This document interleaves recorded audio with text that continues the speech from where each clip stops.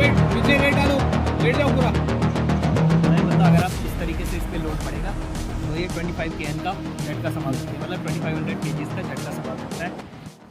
तो जो भी यहाँ पे इक्विपमेंट्स रखे गए हैं ये सारे आप आज क्लाइंबिंग में यूज़ करेंगे। मेनली यही इक्विपमेंट होते हैं जो आप क्लाइंबिंग में यूज़ करते हैं और यही सबसे ज़्यादा सेफ, मतलब जो सेफ्टी के लिए यूज़ होते हैं इक्विपमेंट वही है। तो सबसे पहले हम यहाँ से स्टार्ट करेंगे। तो ये है रोप, ठीक है।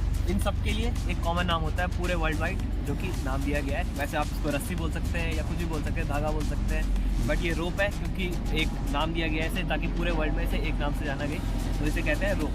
रोप मेनली दो टाइप की होती है, एक होती है डायनेमिक रोप जो कि ये रोप है, और एक होती है एक होती है डायनेमिक रोप जो कि ये है, और एक होती है स्टैटिक रोप जो कि यहाँ पे है। तो मेन डिफरेंस क्या होता है इन दो रोप्स का? डायनामिक आप समझ सकते हैं, डायनामिक मतलब जो थोड़ा सा आप अपने हिसाब से उसे एडजस्ट कर सकें, मतलब ये आपका वेट लेगी बट आपसे ये थोड़ा सा स्ट्रेचेबल होती है। बाकी ये जो स्टैटिक होती है ये बिल्कुल भी स्ट्रेचेबल नहीं होती। अभी आप इसे फील करेंगे ये स्ट्रेच नहीं होगी, बट जब आप इसे क्लाइंब कर रहे होंगे तो आप अगर थोड़ा सा पीछे होंगे तो आपको फील होगा ये थोड़ी सी स्ट्रेचेबल है, और ये बिल्कुल भी स्ट्रेचेबल नहीं होती है। बाकी की जो भी सारे इक्विपमेंट है UIA से सर्टिफाइड होता है। UIA होता है union of international alpine association, जितना भी इक्विपमेंट है सब उनसे सर्टिफाइड होता है, ठीक है। तो ये हो गई रोप। इसके बाद आता है हेलमेट, सबसे इम्पॉर्टेंट गियर। आप क्लाइंबिंग कर रहे हैं, ऐसा होता है काफ़ी सारी क्लाइंब्स में ऐसा होता है, कोई नई पिच आप पहली बार क्लाइंब कर रहे हैं कहीं पे, तो उसमें ये होता है कि आपको हेलमेट पहनना बहुत ज़रूरी होता है, क्योंकि अगर ऊपर से कोई एक छोटा सा मतलब 1 इंच का पत्थर भी आपके सर में आ गया तो वो बहुत ज़्यादा डैमेज कर सकता है, आपकी डेथ हो सकती है उससे। तो हेलमेट उसके लिए बहुत ज़्यादा यूज़फुल है। उसके बाद आता है ये शूज़, इन्हें कहते हैं क्लाइंबिंग शूज़ या PA शूज़। PA मतलब होता है पेरी एलन, जो कि 2 कपल थे, यूरोपियन कपल थे जिन्होंने इसको इन्वेंट किया है। तो इसका जो सोल होता है ये बना होता है वाइब्रम सोल। वाइब्रम एक टाइप होता है, एक टाइप रबर प्लस प्लास्टिक का मिक्स होता है, जो कि एरोप्लेन के जो टायर्स होते हैं वो भी इसी चीज़ से बनते हैं, इससे क्योंकि बहुत ज़्यादा ग्रिप मिलती है। तो आप जब इनको यूज़ करेंगे तो आप फील करेंगे इनका ग्रिप। तो मेन इनको यूज़ करने का ये होता है, आपको इनके टोज़ यूज़ करने होते हैं। आपको जहाँ पे भी यूज़ करना है आपको बस टिप यूज़ करनी है, पूरा फ्लैट कहीं पे नहीं रखना होता है, ओके। उसके बाद ये आते हैं, ये है आपका कैरावाइनर। कैरावाइनर आता है और ये है बिले डिवाइस डिसेंडर। तो इसके बारे में सबसे पहले मैं आपको बताता हूँ। कैरावाइनर आप भी कहीं पे भी रोप ऊपर अटैच कर रहे हैं या कहीं पे बेस बना रहे हैं या फिर अपने हार्नेस में लगा रहे हैं तो आपको कैरावाइनर वहाँ पे यूज़ करेंगे। तो कैरावाइनर भी UIA से सर्टिफाइड होता है, यहाँ पे लिखा हुआ है, और यहाँ पे इसकी स्ट्रेंथ लिखी हुई है, इसमें लिखा है 25 किलो न्यूटन। तो इसमें लिखा है पहले ऐसे में जो हॉरिजॉन्टल शेप बना है, मतलब अगर आप इस तरीके से इस पर लोड पड़ेगा तो ये 25 kN का झटका संभाल सकती है, मतलब 2500 kg का झटका संभाल सकता है। उसके बाद फिर यहाँ पे लिखा हुआ है ये, अगर ये स्क्रू और यहाँ के बीच से अगर यहाँ से इस पर लोड पड़ रहा है तो ये 10 किलो न्यूटन का झटका संभाल सकता है। और जो सिर्फ इसका स्क्रू है ये है, इस पर लिखा हुआ है यहाँ पे 7, तो 700 kg का ये वेट संभाल सकता है जो ये चीज़ है। तो कैरावाइनर भी मेनली 2 टाइप के होते हैं, एक होता है स्क्रू गेट जिसमें आप देख सकते हैं स्क्रू ये लॉक हो जाता है, और दूसरा होता है प्लेन कैरावाइनर। प्लेन कैरावाइनर यूज़ होता है ऐसे, जिसमें मतलब कोई भी स्क्रू नहीं है, ये सीधे फिट हो जाता है, बट सेफ्टी के उससे स्क्रू कैरावाइनर बहुत सही होता है। इससे ये होता है आप कहीं पे इसको एंकर कर लो, उसके बाद इसे वेट संभाल सकते हैं, झटका मतलब झटका संभाल सकती है, ठीक है। और ध्यान रखेंगे जो है ना स्क्रू गेट में जैसा भी इसका स्क्रू लगानी है, नेक्स्ट एक्टिविटी कर ली, वेट आ गया, ओके। उसके बाद आप इसे कभी यूज़ करते हैं स्क्रू बंद करना चाहेंगे, बंद नहीं होगा, क्योंकि अपनी लाइन से थोड़ा सा ये गलत आ जाएगा, क्योंकि ये वेट पड़ेगा, ये बाहर की तरफ भी ये स्क्रू नहीं लगाया तो ये कहीं ना कहीं इस पर वेट डाल के इसको आगे ले आएगा थोड़ा सा, तो इसके बाद ये स्क्रू लगेगा। तो कहने का मतलब है हमेशा स्क्रू लगाना है, उसी से सेफ्टी रहेगी। वरना इन्होंने बताया कि जैसा है कि 7 या 8 kN, 10 से 7 kN इतना ही वेट संभाल पाएगा ये, ओके। ठीक है, ऑल अबाउट स्ट्रेंथ, ठीक है। ठीक है, तो इसके बाद नेक्स्ट आता है डिसेंडर। इसे डिसेंडर कहते हैं और फिगर ऑफ 8 बोलते हैं, क्योंकि ये 8 के शेप में होता है। अभी ये जो नई टाइप का है पेंटागन शेप में है, बाकी जो आप देख सकते हैं सर के पास है ये 8 के शेप में है, तो इसे बोलते हैं फिगर ऑफ 8। ये डिसेंडर, ये एक बिले डिवाइस है। बिले का मतलब क्या होता है, जब कोई क्लाइंबर ऊपर चढ़ रहा है तो नीचे से एक बंदा उसे सेफ्टी प्रोवाइड कर रहा है, मतलब क्लाइंबर से रोप लगी हुई है, नीचे बिलेयर इससे अपने रोप लगा के इसे सेफ्टी प्रोवाइड कर रहा है कि इन केस अगर उसका कहीं पे फॉल होता है तो वो इसे रोक के क्लाइंबर को रोक लेगा गिरने से, ओके। फिर आते हैं ये है जुमार।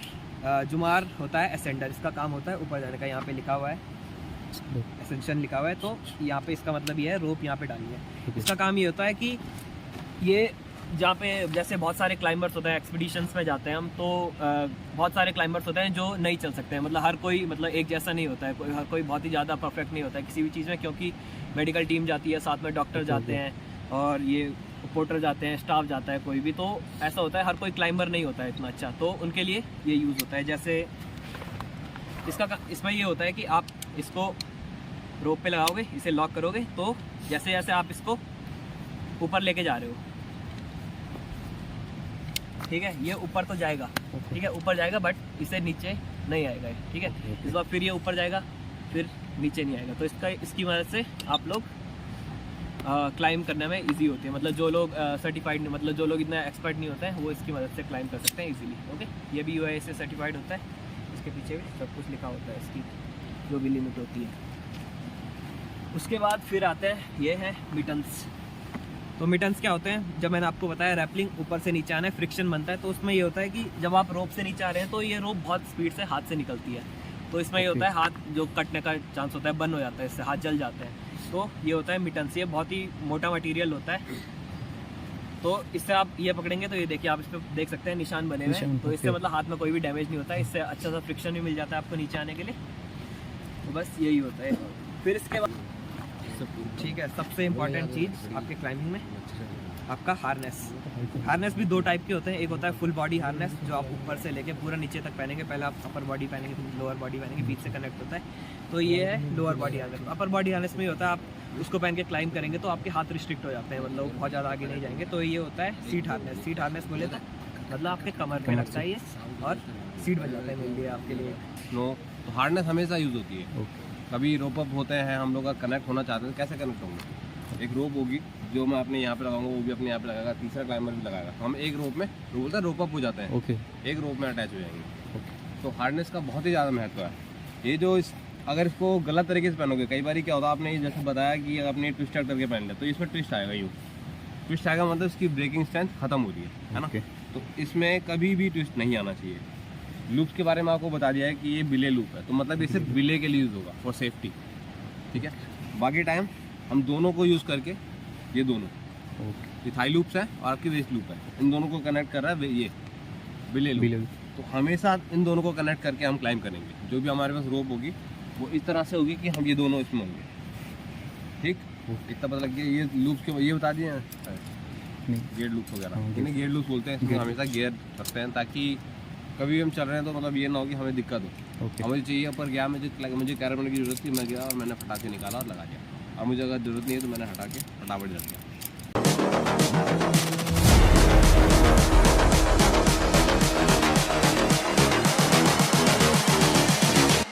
Just wish he knew. Okay, climb on.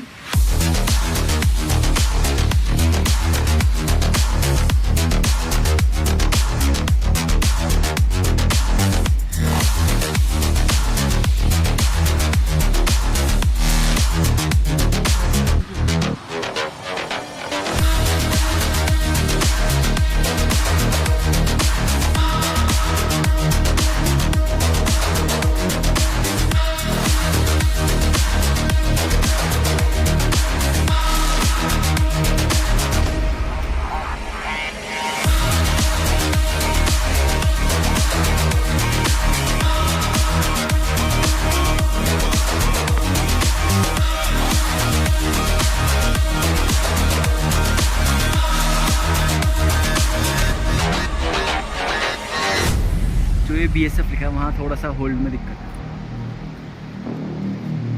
Holds नहीं है वहाँ।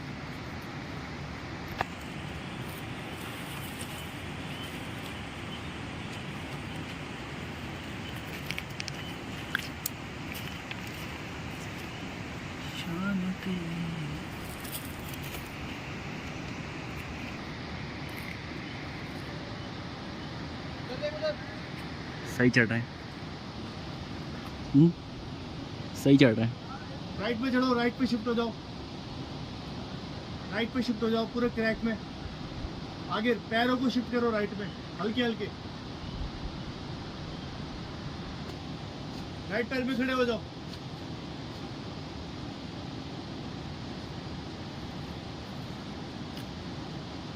अब आगे देखो क्रैक के ऊपर, ऊपर वाले क्रैक पकड़ो।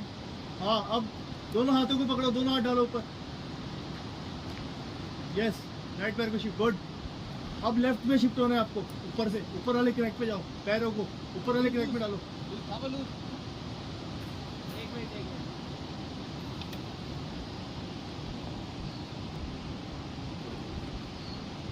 Very good, very good.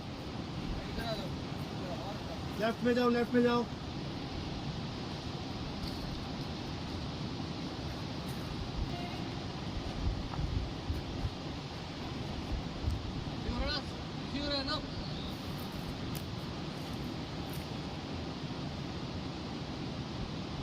अपने राइट पैर को क्रैक में डालो, ऊपर वाले। हाँ, चलो push.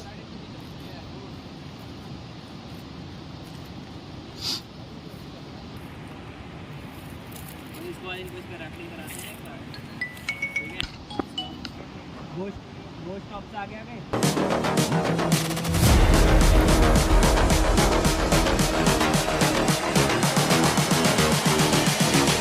I just wish he knew.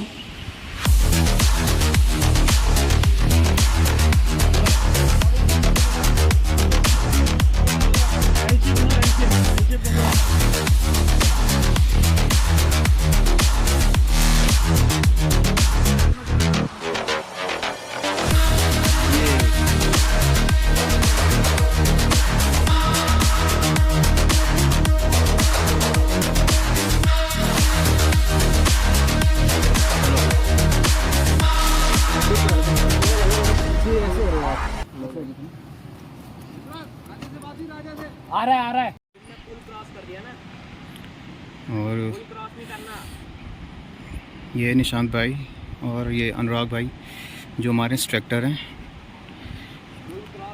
और ये देखो ये भाई चल रहा है ऊपर। अरे हो जा,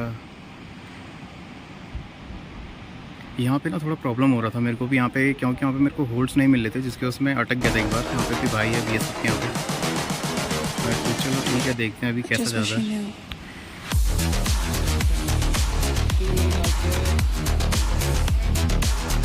वेट डालो, वेट पीछे, वेट डालो, लेट जाओ पूरा।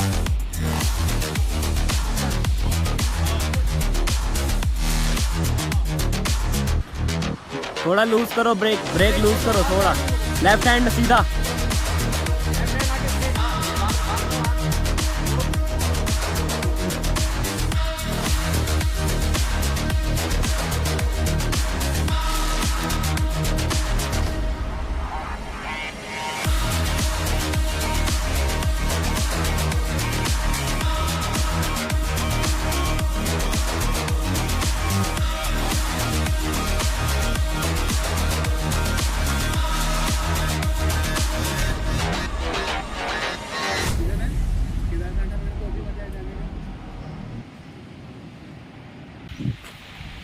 टाइम ऑलमोस्ट होने वाला है 2 बजे और मेरा एक्सपीरियंस बहुत ज़बरदस्त था इसमें।